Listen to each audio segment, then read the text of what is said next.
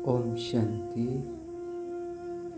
आज हम प्यारे बाबा की 19 सितंबर 72 की मुरली रिवाइज करेंगे, जिसका शीर्षक है मजबूरियों को समाप्त करने का साधन है मजबूती। तो इस मुरली में बाबा ने हमको सावधान कराए हैं, क्योंकि हमारे सामने परिस्थिति आती रहती है और बाबा के आगे तो और बहुत कुछ आने वाला है। इसलिए हमको घबराना नहीं है, हलचल नहीं होना है, सदा अचल अडोल अटल रहना है। इसलिए बाबा ने हमारा महावीर स्वरूप को, अंगद समान स्वरूप को याद दिलाया है।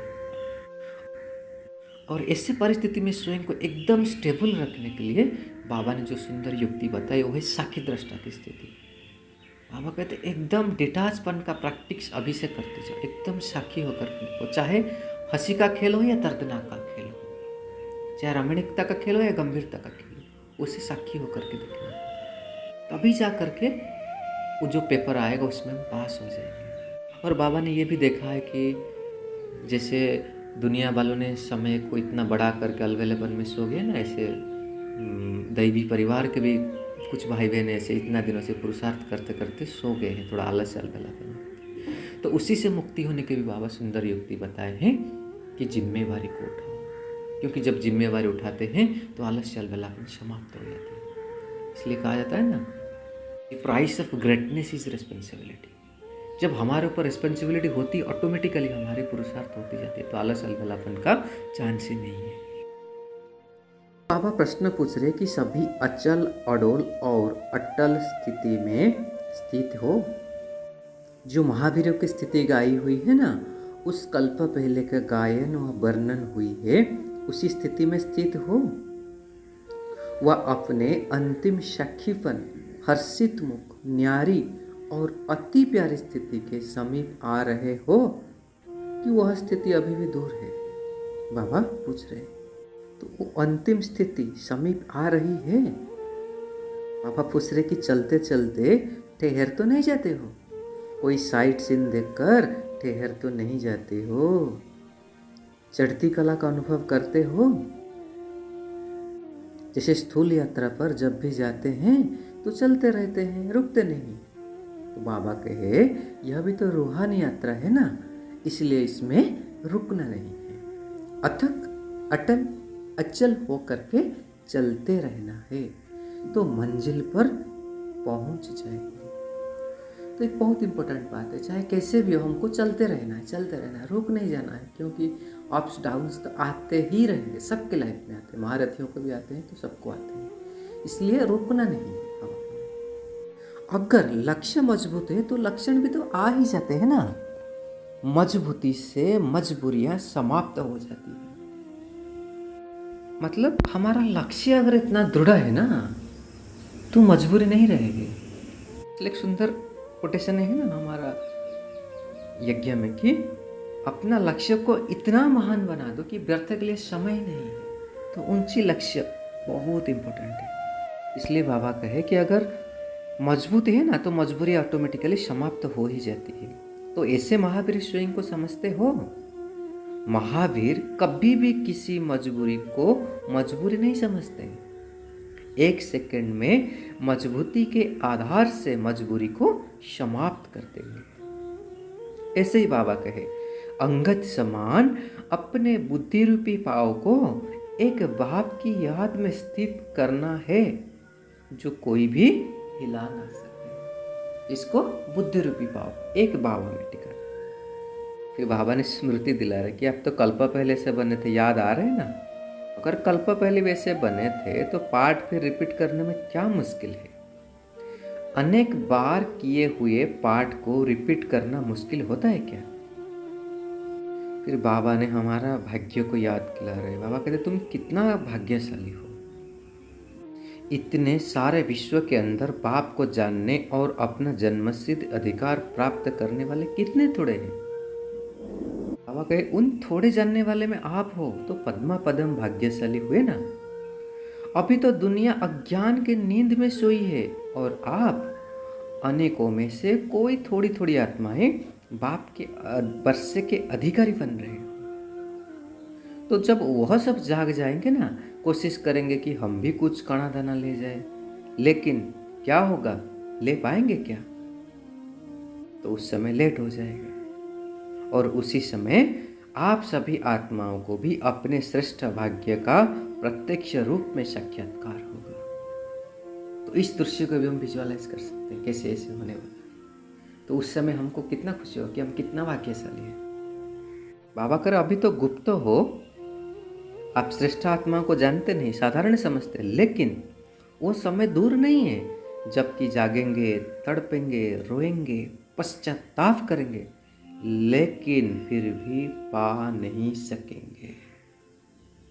तो बताओ उसी समय आपको अपने ऊपर कितना नाज होगा कि हम तो पहले से ही पहचान कर अधिकारी बन गए हैं। अगर हम अभिषेक कर रहे होंगे तो, नहीं तो फिर हमारा कहाँ ऐसे अवस्था हो जाए। इसलिए बाबा को ऐसे खुशी में रहना चाहिए। क्या मिला है, कौन मिला है और फिर क्या क्या होने वाला है, यह सभी जानते हुए सदैव अतीन्द्रिय सुख में झूमते रहना है। तो बाबा पूछ रहे से अवस्था रहता है या कभी भी हलचल हो जाती है। तो उस समय में मधुबन में ऐसे कोई परिस्थिति आया होगा, कोई पेपर्स, तो उस कंटेक्स्ट में बाबा फिर आगे का मुरली चलाए हुए हैं। तो बाबा कह रहे कि मधुबन निवासी लाइट हाउस है ना, तो लाइट हाउस ऊंचा होता है और सबको रास्ता भी बताता है। मधुबन के डायरेक्शन प्रमाण सभी चल रहे हैं तो लाइट हाउस फिर हुआ ना, क्योंकि फॉलो तो हम सब मधुबन को ही कर रहे हैं। तो जैसे बाप के लिए कहते हैं काम ऊंचा, ऐसे ही मधुबन अर्थात ऊंचा धाम, तो नाम और काम भी ऊंचा तो होगा ना। तो मधुबन निवासियों की यह विशेषता है ना, मधुर मूरत और बेहद के वैराग्य मूरत। तो हम भी तो मधुबन निवासी है ना, तो हम ऐसे ही समझ करके चलेंगे क्योंकि हमारा ओरिजिनल घर तो मधुबन है। तो जैसे बाबा हमें कह रहे हैं क्या है, मधुर मूरत और वैराग्य मूरत। एक तरफ मधुरता और दूसरे तरफ इतना ही फिर बेहद की वैराग्य वृत्ति। तो बाबा कह रहे वैराग्य वृत्ति सिर्फ गंभीरता नहीं, वास्तविक में गंभीरता में तो रमणीकता समाई हुई है। वह तो अज्ञानी लोगों का गंभीर रूप होगा तो बिल्कुल गंभीर, रमणीकता का नाम निशान नहीं होगा। लेकिन यथार्थ गंभीरता का गुण रमणीकता के गुण संपन्न है। फिर बाबा ने और एक एग्जाम्पल दे रहे कि जैसे लोगों को भी समझाते हो ना कि आत्मा शांत स्वरूप है, तो इसका मतलब सिर्फ शांति नहीं है, वो शांत स्वरूप में आनंद भी, प्रेम की, ज्ञान भी सभी तो समाया हुआ है ना। तो ऐसे बेहद के वैराग्य वृत्ति वाले और साथ साथ मधुरता भी, यह विशेषता है मधुबन निवासी। तो बाबा कहे अगर बेहद की वैराग्य वृत्ति में चलते हुए होंगे तो अवस्था डगमग हो सकता है क्या? कितना भी कोई जोर से हिलाने दो, बेहद की वैराग्य वाले नष्टो महास्मृति स्वरूप होते हैं। बाबा फिर पूछ रहे ऐसे नष्टो महास्मृति स्वरूप हो कि थोड़ा बहुत कुछ देखकर कुछ अंश मात्र भी स्नेह कहो या मोह कहो वो आ जाता है। बाबा बहुत सुंदर बता रहे हैं कि जिसके प्रति स्नेह होता है ना, उसके प्रति सहयोगी बन ही जाते हैं। बाकी कोई रीति रस्म से स्नेह का रूप को प्रकट करना, इसी को स्नेह कहेंगे या मोह कहेंगे? तो स्नेह ही तो सहयोगी बनेंगे। लेकिन बाबा कहते कोई रीति रस्म से जाकर के उसी स्नेह को प्रकट करना, यह मोह हो जाएगा। तो मधुबन का वायुमंडल मधुबन निवासियों की वृत्ति वाइब्रेशन लाइट हाउस होने का कारण 4 और 1 सेकंड में फैल जाता है। तो ऐसे निमित्त समझकर पाठ बजाते हो, वह उसी समय ऐसे छोटे बच्चे बन जाते हो। तो बाबा कह रहे हैं कि पेपर तो अचानक आएंगे ना, पेपर कोई बताकर तो नहीं आएंगे, तो कुछ तो इंसिडेंट हुआ होगा। तो बाबा कह रहे पहले बता तो दिया, तो ऐसे ऐसे पेपर होने वाले हैं, लेकिन अभी उस समय अचानक होगा। तो अचानक पेपर में अगर जरा संकल्प में भी हिलना हुआ तो अंगद के मिसाल हुए क्या? बाबा बताए सब कुछ ऐसे ऐसे होगा हमारे सामने, वो सब क्लियर है कि पेपर भी ऐसे आएगा। कौन से रूप से आएगा, रंग से आएगा, वो सब बाबा ने बताया। लेकिन बाबा कहते अचानक होगा। तो अगर उसी समय हिल जाएंगे, हलचल होंगे, तो अंगद समान स्थित नहीं हो पाए ना। तो अब वह लास्ट स्टेज नहीं आया है क्या? तो बाबा कह रहे कि ऐसे वो स्टेज सम्मुख दिखाई देती है। आज यह काल यह बन जाएंगे, ऐसे अनुभव करते हो? फिर बाबा साकार ब्रह्मा बाबा के एग्जाम्पल दे रहे कि साकार में अनुभव तो देखा ना, भविष्य स्वरूप और अंतिम संपूर्ण स्वरूप सदा सम्मुख स्पष्ट रूप में रहता था। तो फलोफादर तक करना है ना। जैसे बाप के सामने संपूर्ण स्टेज व भविष्य स्टेज सदा सामने रहती है, वैसे ही अनुभव हो रहा है कि सोचते हो पता नहीं क्या भविष्य है, वह स्पष्ट होता कहाँ है, अनाउंस तो होता नहीं है। लेकिन बाबा करे जो महावीर पुरुषार्थी हैं उनकी बुद्धि में सदा अपने प्रति स्पष्ट रहता है। बाबा पूछ रहे स्पष्ट देखने में आता है या थोड़ा बहुत घूंघट के बीच में होता है? जैसे आजकल ट्रांसपेरेंट घूंघट होता है ना, दिखाई सभी कुछ देता है, फिर भी घूंघट रहता है। लेकिन वैसे स्पष्ट देखना और घूंघट के बीच में देखना तो फर्क है ना। तो बाबा पूछ रहे कि अपने पुरुषार्थ प्रमाण कहाँ ट्रांसपेरेंट रूप में घूंघट तो नहीं रह गया है? बाबा कहे तो बिल्कुल स्पष्ट होना चाहिए, एकदम सम्मुख दिखाई देना चाहिए। फिर आगे बाबा कह रहे कि मधुबन निवासी अटल है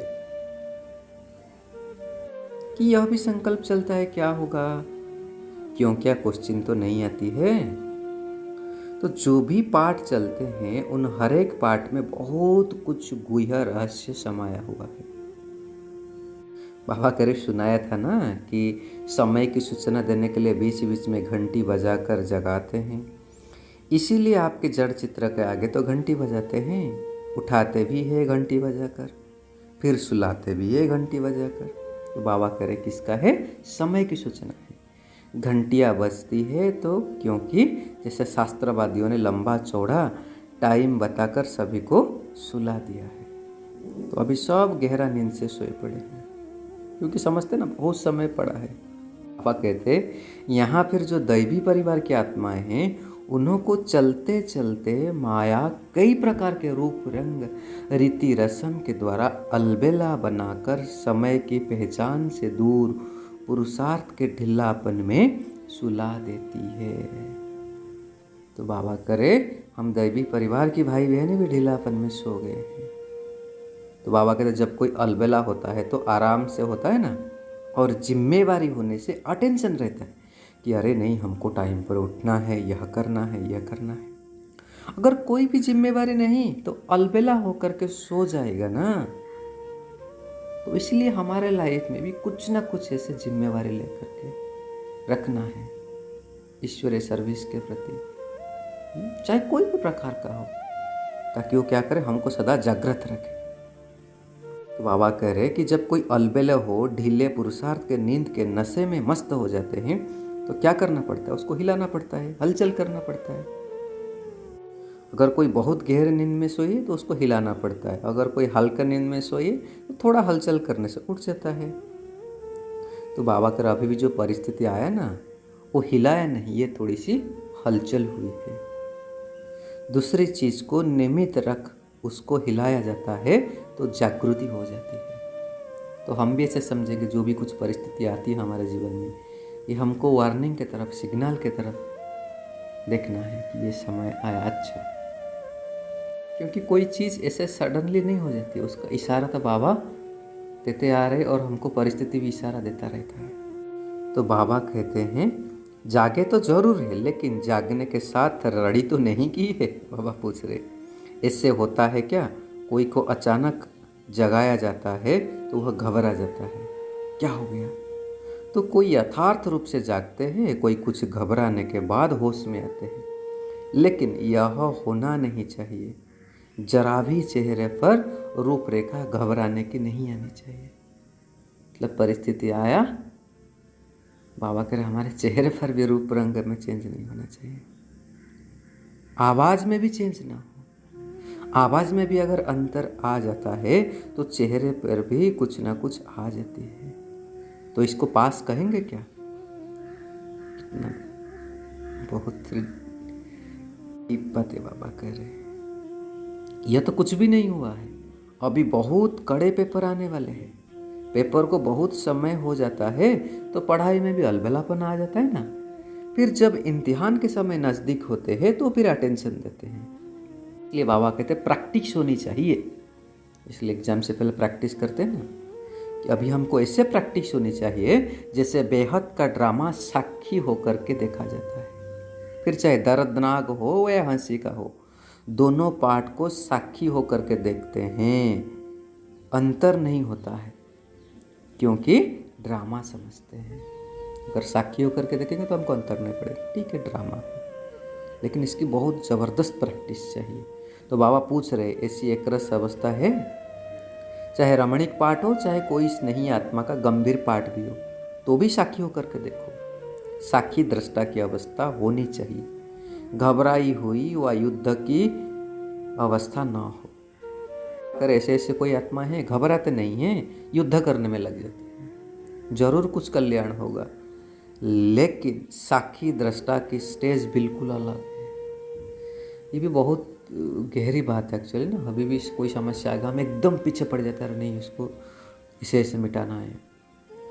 लेकिन उससे पहले हमको साक्षी होकर के देखना है। जैसे बाबा कहते हैं त्रिकालदर्शी स्टेज में देखो, फिर हमको क्या करना उससे इंट्यूशन मिल जाए। इसलिए बाबा कहे साक्षी दृष्टा की स्टेज बिल्कुल अलग है।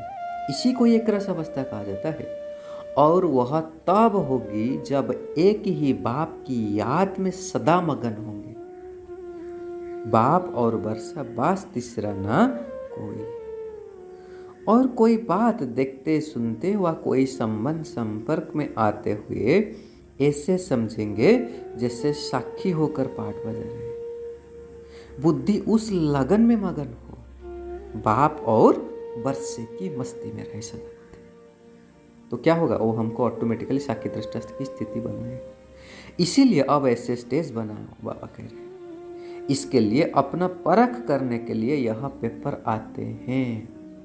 तो जब भी कोई पेपर आया उसे हमें इसी डायरेक्शन में लाना है कि अभी ये मुझे और स्ट्रांग बनाने के लिए, मुझे कहाँ तक तैयार किया हूँ उसे चेक करने के लिए है। इसलिए बाबा कहे कि हर एक की अपनी स्थिति को परखने के लिए थर्मोमीटर मिलते हैं, जिससे अपने स्थिति को स्वयं परख सको। कोई को कहने की दरकार नहीं, घबराना नहीं, गहराई में जाओ तो घबराहट बंद हो जाएगी। ये भी बहुत सुंदर बात। वो परिस्थिति को हम ऊपर ऊपर देखते ना, ऐसे हो गया घबरा जाते। बाबा कहते साक्षी होकर के देखो, उसको डीप में जाओ, उसको गहराई में जाओ। क्योंकि हम जब समुंदर के गहराई में जाते तो घबराहट खत्म हो जाती है ना। सरफेस के लेवल पर रहते तो कितना घबराहट होती है। इसलिए बाबा कहते गहराई में जाओ। गहराई में न जाने के कारण घबराहट होती है। तो बाबा कह रहे मधुबन में बाबा खास मिलने के लिए आते हैं, दौड़ी पहन कर आते हैं। बाबा कहे कि रिजल्ट तो अच्छी थी ना, वो तो जरा सी हलचल थी, जो भी कुछ हुआ होगा। तो बाबा कह रहे उस जरा को समझ तो गए हैं ना, अब इनको भी निकालना है। जरा भी अगर दाग है तो फेल कर देता है। लास्ट फाइनल पेपर में अगर जरा सा फ्लॉ या दाग आ गया तो फेल हो जाएंगे। इसीलिए पहले से पेपर होते हैं परिपक्व बनाने के लिए। बाकी अभी की रिजल्ट तो बहुत अच्छी है। सभी एक दो में स्नेही सहयोगी अच्छे हैं। जैसे अभी तक स्नेही और सहयोग का सबूत देते रहते हो, वही सबूत औषधि के रूप में जहाँ पहुँचाने चाहते हो वहाँ पहुँच रहा है। आपकी पावरफुल औषधि है ना, मतलब जो स्नेह और सहयोग है। तो जैसे जैसे आपकी पावरफुल औषधि पहुँचती जाती है वैसे वैसे स्वस्थ होते जा रहे हैं। इसी से भी पावरफुल औषधि भेजते रहेंगे ना, तो एक हफ्ते में सब ठीक हो सकते हैं। मार्जिन है तेज करने की। बाबा करे फिर भी रिजल्ट अच्छी है। ऐसी अच्छी रिजल्ट को देखते हुए लाइट हाउस की लाइट और चारों तरफ पहुंचती है, क्योंकि मधुबन सैंपल है ना, तो उनसे और स्थानों में भी लाइट हाउस का प्रभाव पड़ रहा है। अच्छा, ऐसे सदा आपस में एक मत और श्रेष्ठ गति से चलने वाले, सदा एक की याद में रहने वाले पांडव सेना और शिव शक्ति को याद प्यार और नमस्ते। ऐसे बनाने वाले बाप दादा को भी हम बच्चों का याद प्यार और नमस्ते। शुक्रिया बाबा, शुक्रिया।